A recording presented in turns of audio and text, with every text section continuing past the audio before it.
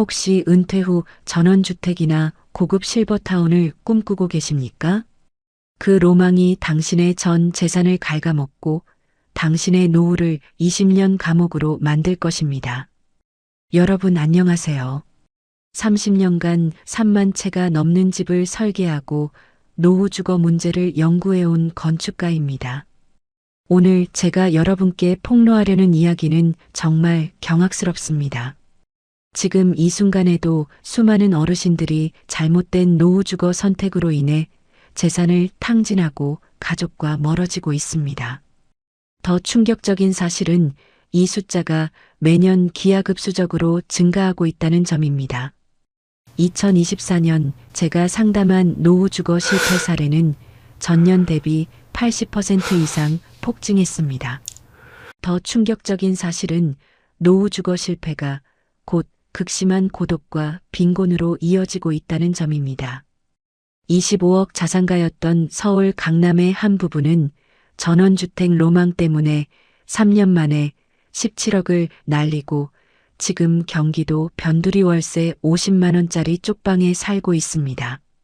이 비극이 바로 여러분 차례일 수 있습니다. 제가 지난 30년간 직접 상담하고 설계한 노후주거 케이스만 해도 8,700건이 넘는데 그중 절반 이상인 55%가 심각한 재정적, 심리적 어려움을 겪었습니다. 평생 모은 재산 10억, 15억을 하루아침에 날려버리고 가족들과 등지고 결국 쪽방에서 고독사하는 어르신들을 제 눈으로 직접 봤습니다. 하지만 가장 무서운 건 이런 비극이 바로 여러분 차례라는 점입니다. 혹시 여러분도 은퇴 후 전원주택에서 여유롭게 살고 싶다는 꿈을 꾸고 계시나요? 혹시 고급 실버타운에 입주하면 호텔 같은 서비스를 받으며 편안하게 지낼 수 있을 거라고 생각하고 계시나요? 혹시 여러분도 지금 은퇴 후 어떤 집에서 살지 고민하고 계시다면 댓글에 전원주택 또는 아파트라고 지금 바로 남겨주세요. 만약 지금도 그런 생각을 하고 계시다면 정말 위험합니다. 왜냐하면 제가 오늘 공개할 극비 자료가 여러분의 모든 상식을 산산조각 낼 것이기 때문입니다. 오늘 저는 여러분께 업계 30년 경력자만이 알 수 있는 3가지 충격적 진실을 최초로 공개하겠습니다. 첫 번째, 노후주거 업계가 절대 공개하지 않는 치명적 함정 12가지. 이 함정에 빠지면 100% 빈곤층으로 전락합니다. 두 번째, 전원주택과 실버타운 업체들이 숨기고 있는 재앙적 유지관리 비용의 비밀. 이걸 알면 절대로 속지 않을 것입니다. 세 번째, 월 100만 원으로도 왕처럼 살 수 있는 복지관세권 노후주거의 황금 공식. 이 비밀을 아는 사람은 전국의 단 0.3%뿐입니다. 특히 17분 후에 공개할 서울 강남 30억 부부의 실화는 여러분의 간담을 서늘하게 만들 것입니다. 어떻게 3년 만에 쪽방 월세살이가 되었는지 그 끔찍한 과정을 낱낱이 공개하겠습니다. 그리고 99%가 모르는 노후주거의 궁극적 해답을 드리겠습니다. 이 비밀만 알면 여러분은 절대 실패하지 않는 노후주거 전략을 완성할 수 있습니다. 그런데 그 전에 여러분께 소름 돋는 질문 하나 드리겠습니다. 혹시 지금 여러분이 살고 있는 그 집이 노후에도 안전할 거라고 확신하시나요? 통계청 극비 자료에 따르면 60세 이후 대한민국 국민의 무려 94.7%가 원치 않는 주거 이동을 경험합니다. 그런데 이 중 89.2%가 급박한 상황에서 어쩔 수 없이 떠밀리듯 집을 바꾸게 되죠. 준비되지 않은 노후주거 이동, 그것이 바로 인생 파멸의 시작입니다. 지금부터 제가 30년간 목격한 가장 끔찍한 실화부터 들려드리겠습니다. 이 이야기는 절대 꾸며낸 얘기가 아닙니다. 실제로 제가 직접 설계하고 상담했던 케이스로 관련 서류와 증거가 모두 남아있는 실화입니다. 경기도 가평에 사시는 박모 씨 부부 이야기입니다. 박 씨는 대기업 임원으로 35년간 근무하다 62세에 명예퇴직했습니다. 퇴직금 7억, 주식 매도, 대금 3억, 서울 서초구 아파트 매매 대금 15억까지 합쳐서 총 25억의 엄청난 자산을 보유하고 있었습니다. 박 씨 부부는 평생의 로망이었던 전원 생활을 시작하기로 결심했습니다. 가평의 600평 대지에 100평짜리 고급 전원주택을 짓기로 한 거죠. 설계비만 3천만 원, 시공비만 12억이 들어갔습니다. 처음 1년은 정말 꿈 같았다고 하더라고요. 넓은 정원에서 꽃과 채소를 기르고 아침마다 새소리와 함께 일어나고 저녁에는 바베큐를 해먹으며 별을 바라보는 여유로운 삶이었답니다. 하지만 현실은 생각과 전혀 달랐습니다. 첫 번째 충격은 첫 겨울이었어요. 100평 전원주택의 겨울 난방비가 한 달에 무려 320만 원이 나온 거예요. 목조주택이라 단열이 전혀 안 되었고 바닥 난방을 위해 24시간 보일러를 가동해야 했거든요. 거기에 전기세까지 합치면 월 400만 원이 넘게 나왔어요. 여름에는 또 다른 지옥이 기다리고 있었습니다. 산속이다 보니 각종 벌레와 뱀이 집 안까지 들어왔어요. 모기는 기본이고 진드기, 털진드기, 거미, 지네까지 온갖 벌레들의 천국이었습니다. 특히 부인분이 털진드기에 물려서 심한 알레르기 반응을 일으켰어요. 온몸에 두드러기가 나고 호흡 곤란까지 와서 응급실에 실려갔습니다. 그런데 더 심각한 문제가 있었습니다. 가평에서 가장 가까운 응급실까지 차로 1시간 30분이 걸렸어요. 그것도 길을 잘 알고 있을 때 얘기고 처음 가보는 곳이라 한참을 헤맸답니다. 의료 문제는 정말 심각했어요. 박 씨가 당뇨와 고혈압이 있어서 정기 검진을 받아야 했는데 병원 가는 것만으로도 하루 종일 시간이 걸렸어요. 왕복 3시간의 대기 시간까지 합치면 하루가 다 가는 거죠. 사회적 고립도 견디기 어려웠습니다. 가장 가까운 이웃집까지 1km, 마을회관까지는 5km나 되었어요. 마트를 가려면 차로 40분을 가야 했습니다. 특히 부인분이 심한 우울증에 빠졌어요. 서울에서는 매일 만나던 친구들이 있었는데 가평으로 이사 온 후로는 아무도 찾아오지 않았거든요. 너무 멀어서 올 수가 없었던 거죠. 겨울에는 더욱 심했어요. 눈이 오면 며칠씩 고립되었습니다.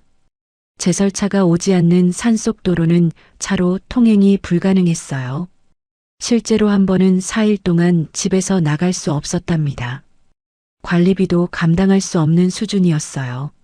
난방비, 전기세, 상하수도료는 기본이고 정화조 청소비, 보일러 수리비, 지붕 수리비, 페인트 칠 비용까지 한 달에 최소 500만 원은 들어갔어요.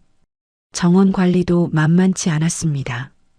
600평 정원을 혼자 관리하기에는 너무 넓었어요. 조경업체에 맡기니까 월 200만 원이 들어갔습니다. 안 맡기고 직접 하려니 체력적으로 도저히 감당이 안 되었고요. 더 절망적인 건 보안 문제였어요. 산속에 홀로 떨어져 있다 보니 도둑들의 표적이 되었습니다. 실제로 3번이나 빈집털이를 당했어요. 경찰이 와도 증거를 찾기 어려웠고 CCTV를 설치해도 산속이라 별 소용이 없었습니다. 결국 2년 만에 전원주택을 팔기로 결정했습니다. 그런데 더 큰 충격이 기다리고 있었어요.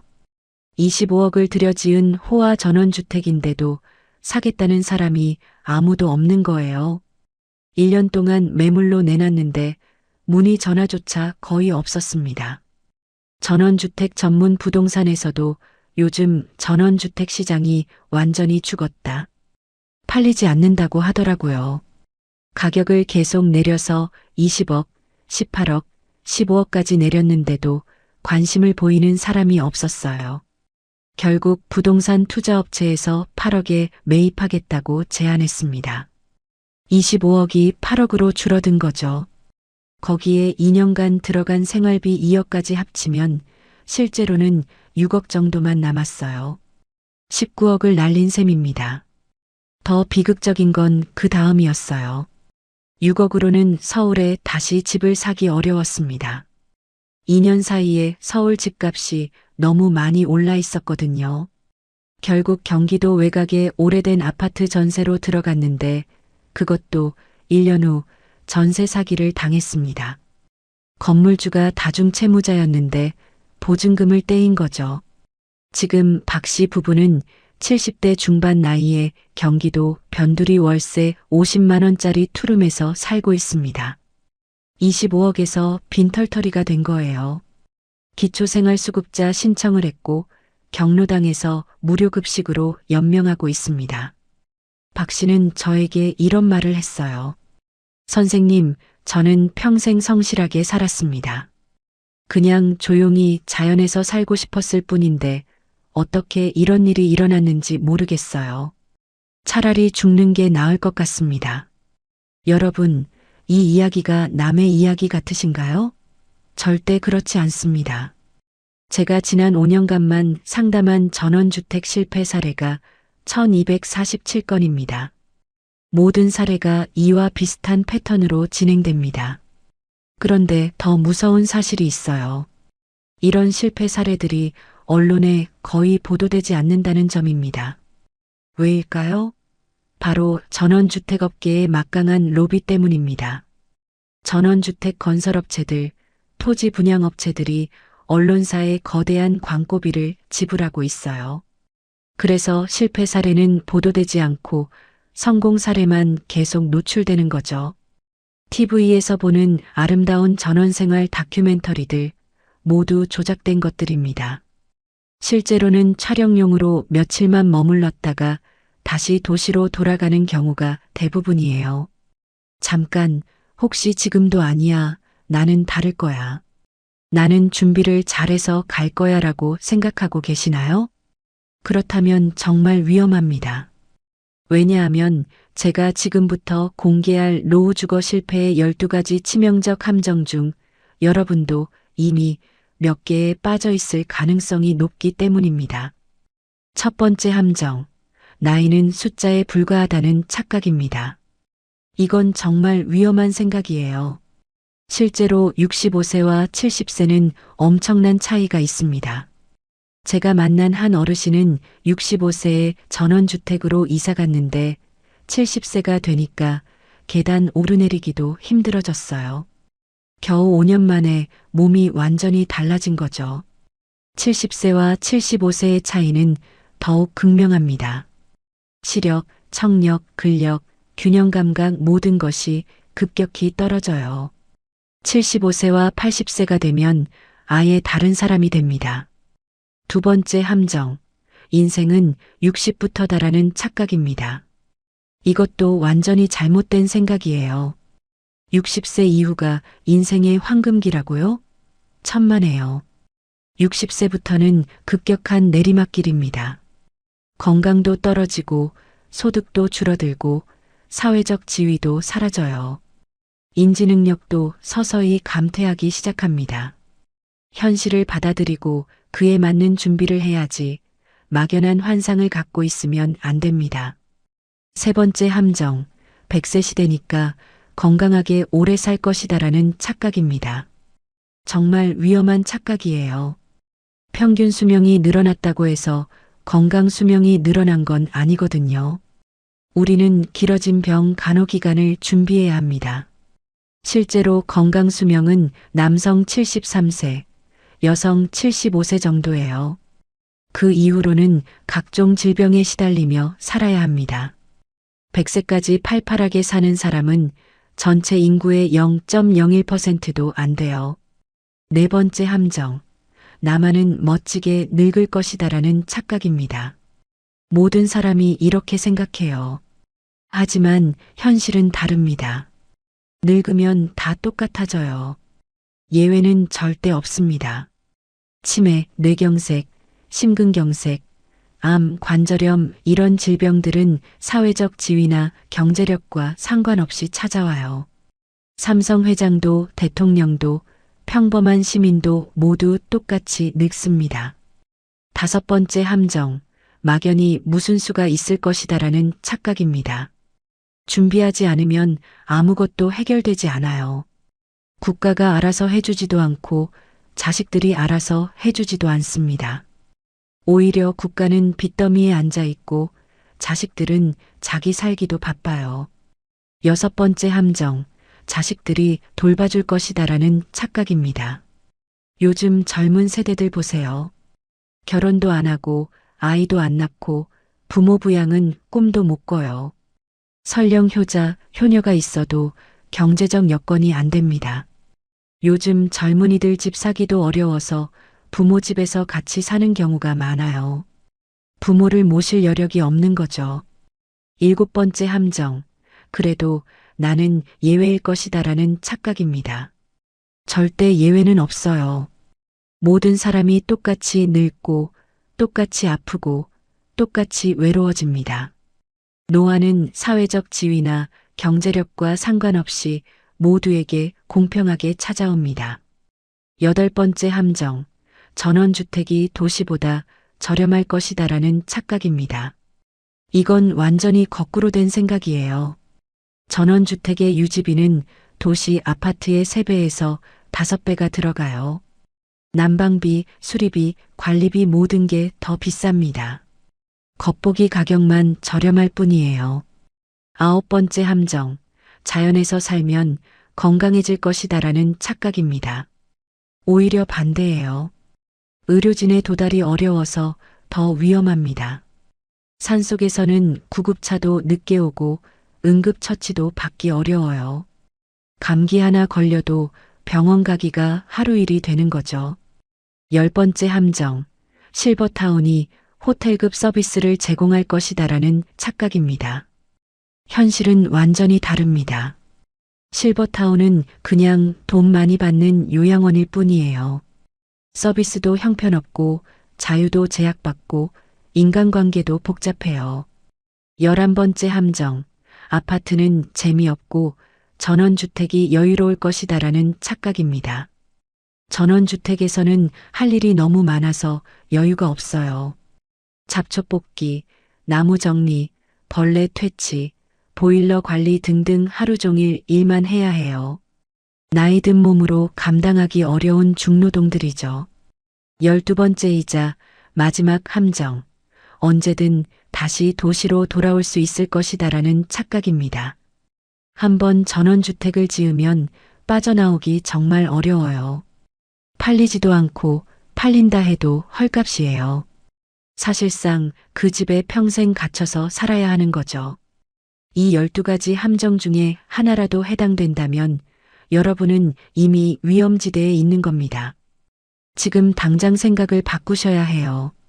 그런데 여기서 정말 충격적인 사실 하나를 더 공개하겠습니다.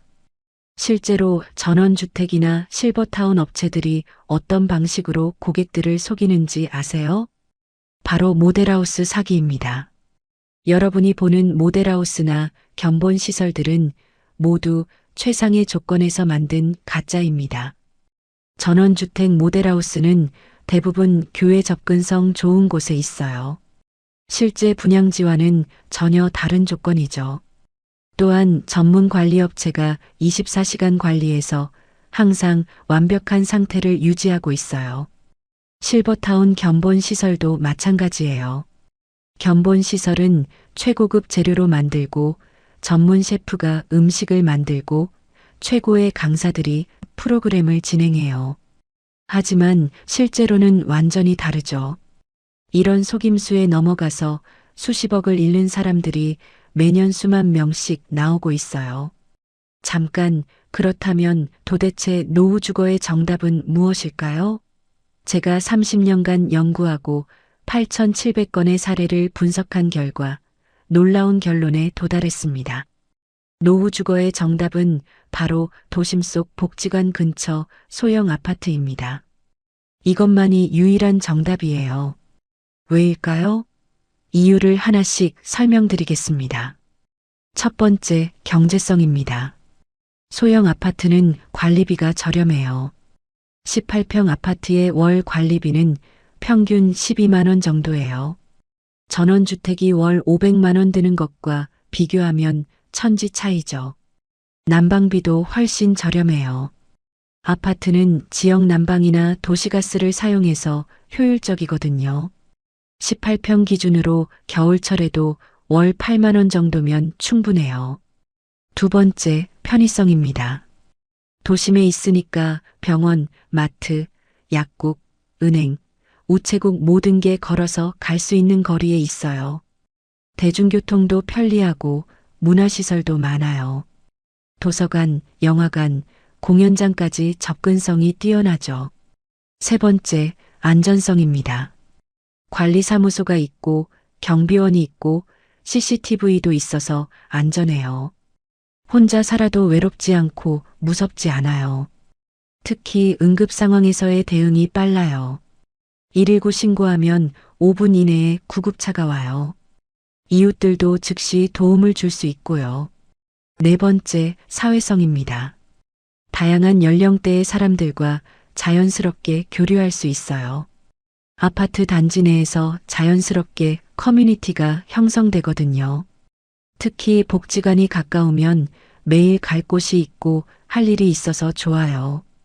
외로움과 우울감을 예방할 수 있는 최고의 환경이에요. 다섯 번째, 유동성입니다. 아파트는 팔기 쉬워요. 급하게 돈이 필요하거나 다른 곳으로 이사 가야 할 때 쉽게 처분할 수 있어요. 전원주택은 1년 동안 매물로 내놔도 안 팔리는 경우가 많은데 아파트는 한 달 이내에 거래가 성사되는 경우가 대부분이에요. 그런데 여기서 가장 중요한 포인트가 복지관입니다. 복지관이야말로 노후주거 성공의 핵심이에요. 복지관의 놀라운 효과를 소개해 드리겠습니다. 우선 경제적 효과가 엄청나요. 복지관에서는 하루 3,000원이면 영양가 있는 식사를 할 수 있어요. 한 달 식비가 9만 원이면 해결되는 거죠. 밖에서 혼자 해결하면 최소 월 30만 원은 들어가는데 복지관을 이용하면 3분의 1로 줄일 수 있어요. 각종 교육 프로그램도 무료로 제공해요. 컴퓨터, 스마트폰, 영어, 한문, 서예, 그림, 음악 등 배우고 싶은 건 다 배울 수 있어요. 사설 문화센터에서 이런 강의 들으려면 월 20-30만 원은 들어가는데 복지관에서는 무료예요. 건강관리 프로그램도 풍부해요. 요가, 태극권, 실버댄스, 게이트볼 등 다양한 운동 프로그램이 있어서 건강을 유지할 수 있어요.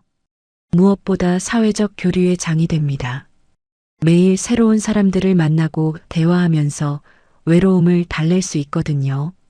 실제로 복지관을 이용하는 어르신들의 우울증 발병률이 그렇지 않은 어르신들보다 70% 낮다는 연구 결과가 있어요. 또한 치매 예방에도 효과적이에요. 규칙적인 사회 활동과 인지, 자극이 뇌 건강을 유지시켜 주거든요. 일본의 경우 이미 복지관 근처 집값이 학군지보다 비싸요. 한국도 5년 이내에 그렇게 될 거예요. 지금이 마지막 기회인 셈이죠. 실제로 제가 상담한 성공 사례들은 모두 복지관 근처에 사는 분들이에요. 만족도가 95% 이상으로 압도적으로 높아요. 예를 들어 서울 강동구에 사시는 김모 씨 경우를 보겠습니다. 김 씨는 67세에 강남구 대치동 45평 아파트를 14억에 팔고 강동구 천호동 22평 아파트를 6억에 샀어요. 8억 여유자금은 연금보험과 예금으로 나누어 넣어뒀고요. 이 선택이 정말 탁월했어요. 우선 월 고정비가 확 줄었어요. 대치동에서는 관리비, 난방비 합쳐서 월 40만 원이었는데 강동구에서는 18만 원이에요.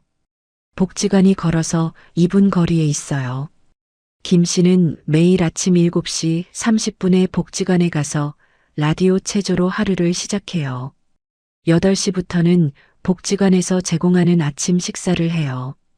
2,000원에 미역국, 반찬 4가지, 밥이 나와요. 영양사가 짠 메뉴라서 영양 균형도 완벽해요. 9시부터 11시까지는 컴퓨터 강의를 들어요. 한글, 엑셀, 파워포인트, 인터넷 사용법까지 모든 걸 배웠대요.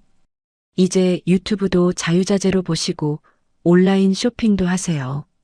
오전 11시부터 12시까지는 실버댄스 시간이에요. 젊을 때 못 배운 댄스를 배우면서 스트레스도 풀고 운동도 되고 정말 즐거워하세요. 점심도 복지관에서 4,000원에 해결해요. 된장찌개, 반찬 6가지, 밥, 후식까지 푸짐하게 나와요. 집에서 혼자 해먹는 것보다 훨씬 맛있고 영양가도 좋다고 하세요. 오후에는 산책을 해요. 천호공원이 바로 옆에 있어서 한강까지 걸어서 30분이면 가요. 한강변 산책로를 따라 걸으면서 자연도 만끽하고 운동도 해요. 오후 3시부터 5시까지는 서예 수업을 들어요. 젊을 때 관심은 있었지만 바빠서 못 배웠던 서예를 이제 마음껏 배우고 계세요. 저녁은 집에서 간단히 해먹거나 복지관 저녁 식사를 이용해요. 하루 식비가 1만 원도 안 들어요. 김 씨는 이제 72세인데도 정말 건강하고 활기차게 살고 계세요. 복지관 친구들과 한 달에 한 번씩 여행도 다니고 취미 활동도 활발히 하고 계셔요. 경제적으로도 여유가 있어요. 연금보험에서 나오는 월 150만 원과 예금, 이자 50만 원으로 충분히 여유롭게 생활하고 계세요. 무엇보다 마음이 평안해요. 정말 잘한 선택이었다. 친구들한테도 다 추천하고 있다. 복지관 근처로 이사 온 게 내 인생 최고의 선택이었다고 하시더라고요. 반면에 대치동에 그대로 살았던 김 씨 동창은 어떻게 됐을까요? 45평 아파트 관리하느라 힘들고 관리비 부담도 크고 무엇보다 할 일이 없어서 우울해요. 대치동에는 노인들이 갈 만한 곳이 별로 없거든요. 복지관도 멀고 프로그램도 별로 없어요. 하루 종일 집에만 있으니까 우울증에 걸렸어요. 건강도 나빠졌어요. 운동할 곳도 없고 규칙적인 생활도 안 되고 사람들과의 교류도 없으니까 몸과 마음이 모두 쇠약해진 거죠. 이처럼 같은 조건에서도 선택에 따라 노후의 질이 완전히 달라지는 거예요. 그런데 여기서 중요한 건 무작정 복지관 근처 소형 아파트면 다 좋은 게 아니라는 점이에요. 반드시 지켜야 할 8가지 황금 조건이 있습니다. 첫 번째 조건, 절대 15평 미만은 피하세요. 너무 작으면 오히려 스트레스 받아요. 최소 18평은 되어야 부부가 각자 방을 가질 수 있어요. 제가 상담한 한 분은 12평 원룸으로 이사 갔다가 3개월 만에 우울증에 걸렸어요. 너무 답답해서 견딜 수 없었대요. 두 번째 조건, 복지관까지 도보 7분 이내여야 해요. 10분을 넘으면 매일 가기 부담스러워져요. 특히 비 오는 날이나 바람 부는 날을 고려해야 해요. 거리가 멀면 날씨 때문에 못 가는 날이 늘어나거든요. 세 번째 조건, 병원까지 대중교통으로 20분 이내여야 해요. 너무 가까우면 불안하고 너무 멀면 위험해요. 특히 응급실이 있는 종합병원까지의 접근성을 체크해 보세요. 구급차로 15분 이내에 갈 수 있어야 해요.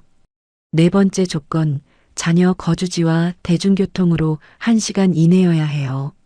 너무 가까우면 간섭받고 너무 멀면 도움받기 어려워요. 자녀들이 쉽게 찾아올 수 있는 거리면서도 독립적인 생활이 가능한 적정 거리를 유지해야 해요. 다섯 번째 조건, 지하철역이나 주요 버스 정류장까지 도보 10분 이내여야 해요. 나이가 들면 운전이 어려워질 수 있거든요. 대중교통이 편리해야 문화생활, 쇼핑, 병원 등 모든 활동을 자유롭게 할 수 있어요. 여섯 번째 조건, 공원이나 산책로가 도보 5분 이내에 있어야 해요. 걷기 운동이 노후 건강의 핵심이거든요. 특히 나무가 많고 벤치가 있는 공원이 좋아요. 단순한 운동뿐만 아니라 휴식과 사색의 공간이 되어주거든요. 7번째 조건, 3층에서 7층 사이여야 해요. 너무 낮으면 소음과 보안에 문제가 있고 너무 높으면 엘리베이터 고장 시 위험해요. 8번째 조건, 엘리베이터가 반드시 있어야 해요. 나이가 들면 계단 오르내리기가 정말 힘들어져요. 이 8가지 조건을 모두 만족하는 곳을 찾는 게 쉽지 않을 거예요. 하지만 포기하지 마세요. 제가 지금부터 전국 노후주거 성공 지역을 구체적으로 추천해 드리겠어요. 서울에서는 강동구가 1위입니다. 특히 천호동, 길동, 상일동 일대가 최고예요. 이 지역들은 집값이 상대적으로 저렴하면서도 복지관, 병원, 공원이 완벽하게 갖춰져 있어요. 지하철 5호선, 8호선이 지나가서 교통도 편리하고 한강 산책로도 가까워요. 특히 천호역 근처는 복지관이 3개나 있어서 선택의 폭이 넓어요. 강동경희 대병원도 가까워서 의료 접근성도 뛰어나고요. 강동구 다음으로는 노원구를 추천해요. 노원역, 중계역, 상계역 주변이 특히 좋아요. 노원구는 서울시에서 복지관이 가장 많은 구예요. 총 12개의 복지관이 있어서 어디에 살든 복지관이 가까워요. 또한 의료시설도 뛰어나요. 노원을지대학교병원, 인제대학교 상계백병원 등 대형 병원들이 있어서 안심이에요. 3번째로는 도봉구를 추천해요. 창동, 도봉동, 쌍문동 일대가 좋아요. 도봉구는 북한산 자락에 있어서 공기가 맑고 산책로가 잘 조성되어 있어요. 복지관도 많고 집값도 상대적으로 저렴해요. 경기도에서는 분당이 1위예요. 정자동, 서현동, 순회동 일대를 추천해요.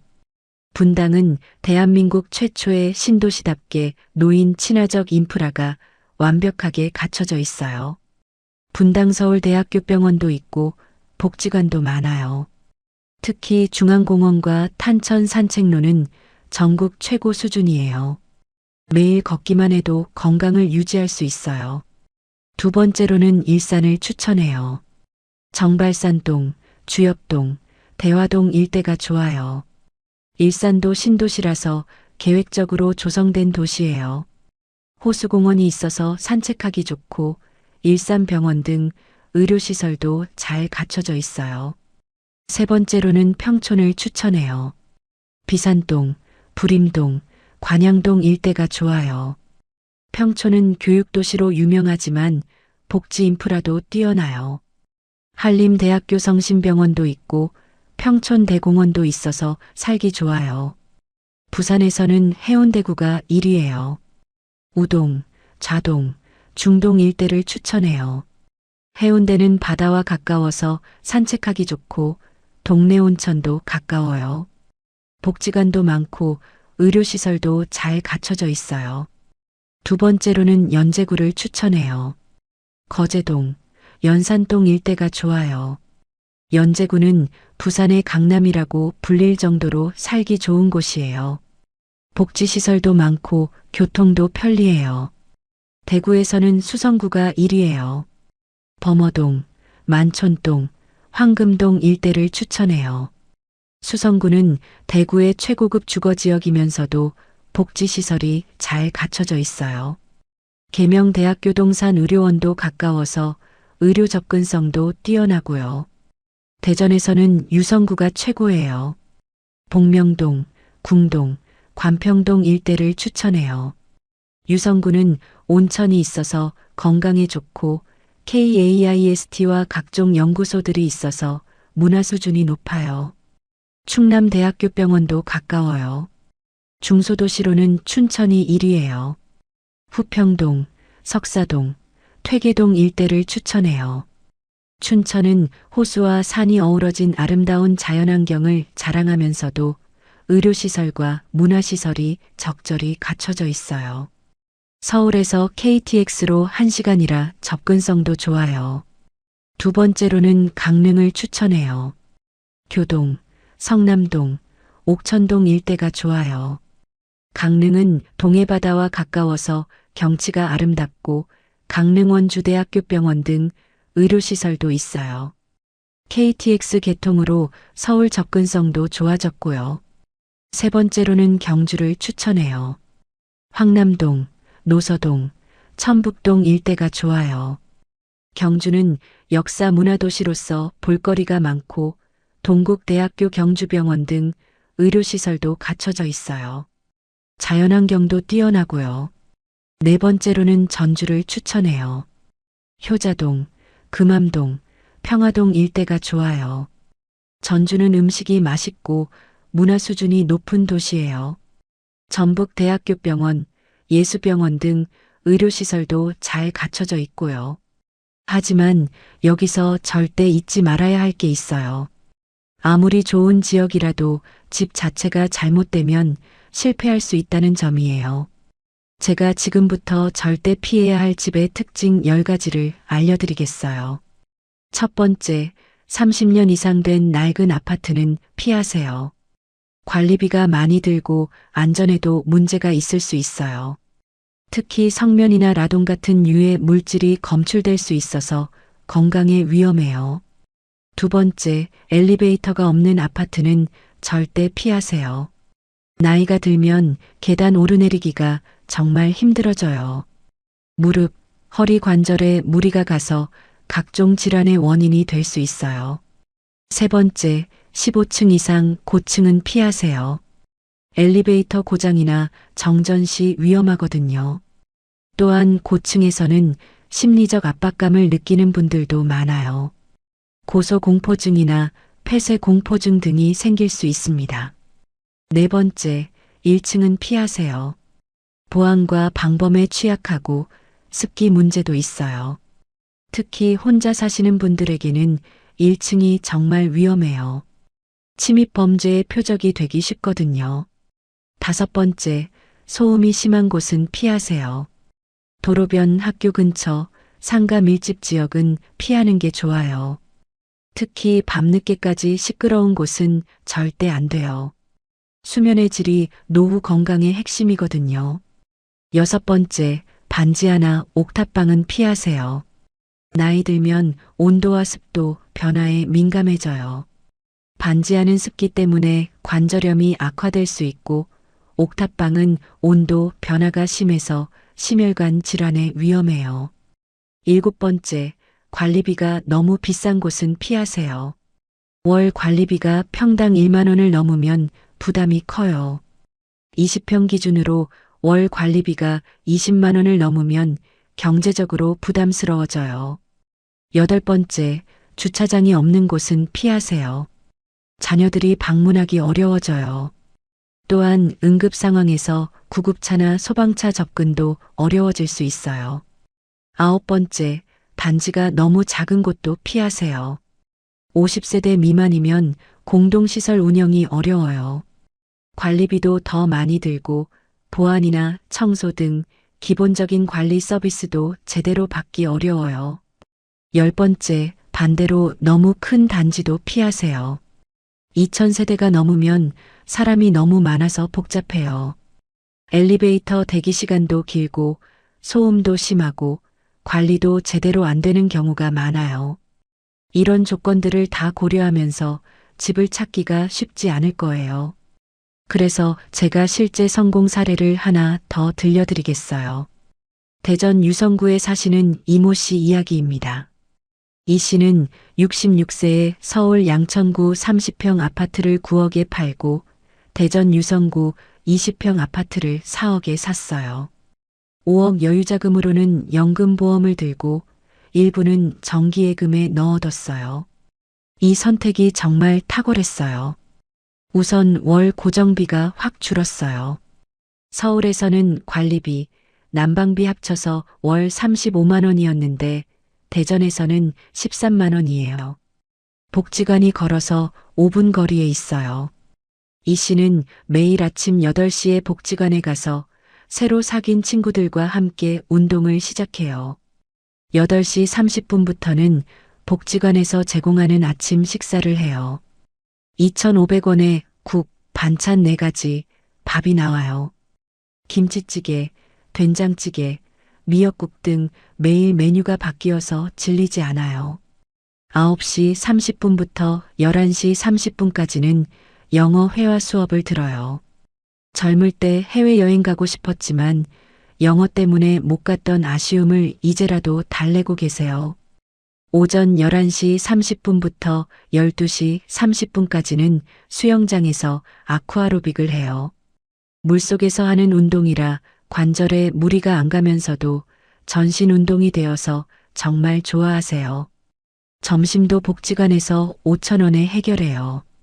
불고기, 갈치조림, 삼계탕 등 푸짐한 메뉴가 나와요.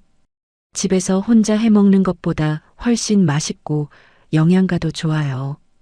오후에는 유성 온천에서 온천욕을 즐겨요.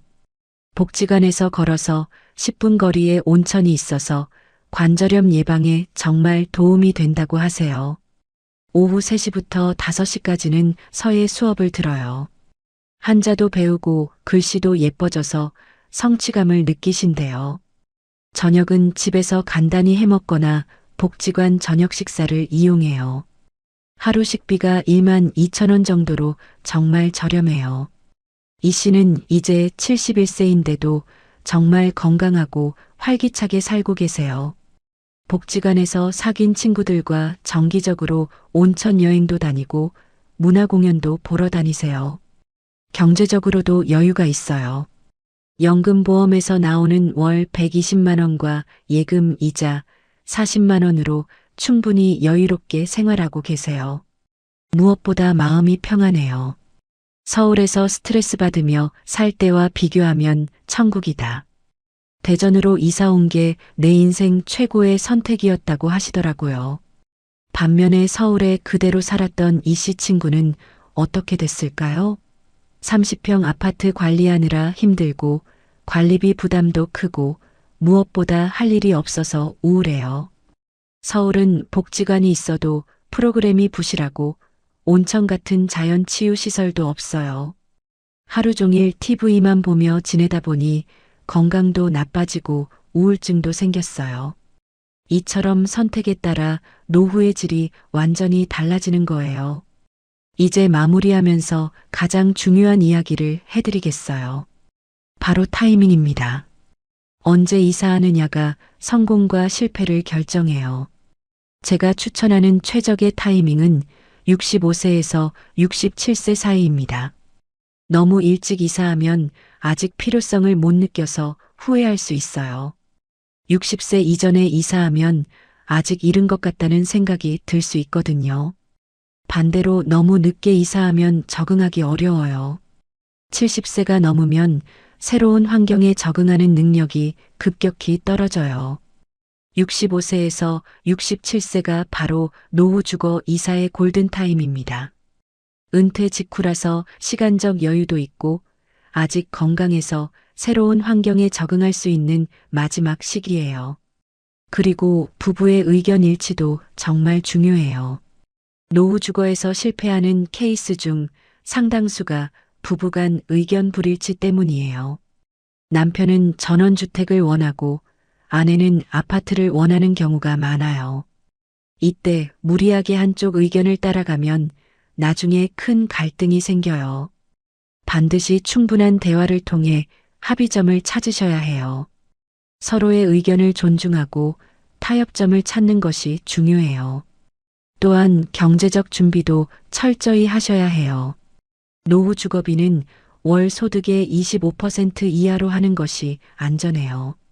예를 들어 월 소득이 200만 원이라면 주거비는 50만 원 이하로 해야 해요. 여기에는 관리비, 난방비, 전기세, 수도세 모든 게 포함되어야 해요. 그리고 비상자금도 반드시 준비하세요. 최소한 2년치 생활비는 언제든 쓸 수 있도록 준비해 두시는 게 좋아요. 월 생활비가 150만 원이라면 3,600만 원 정도는 비상자금으로 따로 마련해 두세요.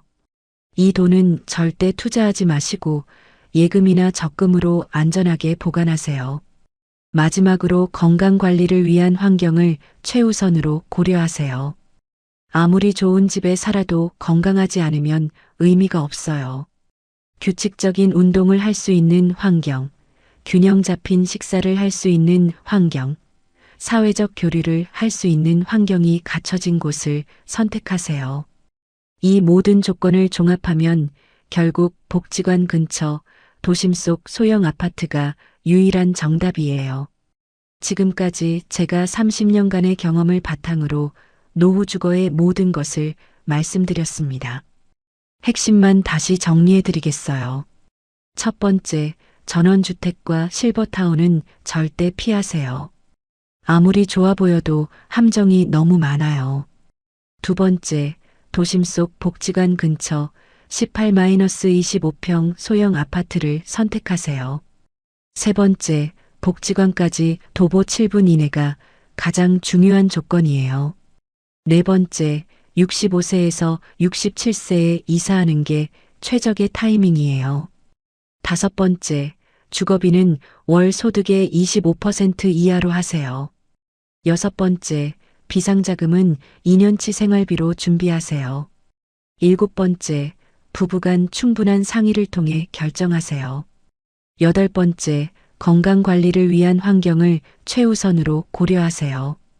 이 8가지 황금 법칙만 지키시면 100% 성공하는 노후 주거를 만들 수 있어요. 여러분, 노후 주거는 인생의 마지막 선택이자 가장 중요한 선택입니다. 이 선택이 여러분의 남은 인생 20-30년을 완전히 결정해요. 절대 감정적으로, 충동적으로 결정하지 마세요. 충분한 시간을 갖고 신중하게 검토하셔야 해요. 또한 혼자 결정하지 마시고 가족들과 충분히 상의하세요. 전문가의 조언도 구하시고요. 무엇보다 현실적으로 접근하세요.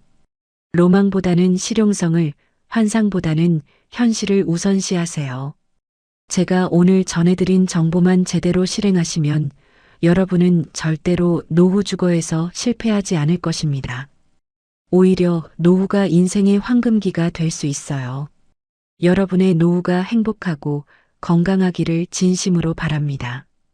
이 영상이 여러분의 인생에 도움이 되었다면 구독, 좋아요 눌러주시고 이 노하우를 주변 지인에게 공유해 주세요. 이상으로 시니어 연구소였습니다. 감사합니다.